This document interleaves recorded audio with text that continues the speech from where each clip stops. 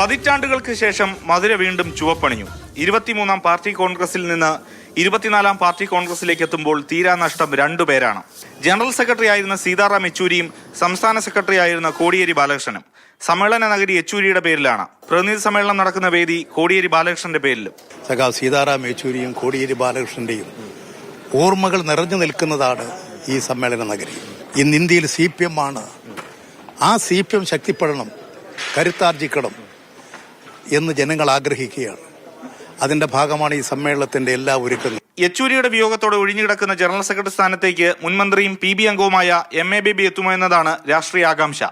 2012 മുതൽ PBയിലുള്ള MA baby general secretary ആകണമെങ്കിൽ പിണറായി വിജയന്റെയും കേരള ഘടകത്തിന്റെയും പരിപൂർണ പിന്തുണ വേണം. ബേബി ജനറൽ സെക്രട്ടറി ആയാൽ EP ജയരാജന് പോളിറ്റ് ബ്യൂറോയിലെത്താം. പ്രായപരിധി പിന്നിട്ടതോടെ AK ബാലനും PK ശ്രീമതിയും കേന്ദ്ര കമ്മിറ്റിയിൽ നിന്നും ഒഴിയും. കോടിയേരി ബാലകൃഷ്ണന്റെ ഒഴിവുമുണ്ട്. അതിലേക്ക് ആരൊക്കെ എത്തുമെന്നതും രാഷ്ട്രീയ കൗതുകമാണ്. LDF കൺവീനർ ആയതിനാൽ TP രാമകൃഷ്ണന് സാധ്യതയേറെ. മന്ത്രിമാരായ VN വാസവനും PA മുഹമ്മദ് റിയാസും പരിഗണിക്കപ്പെടാം.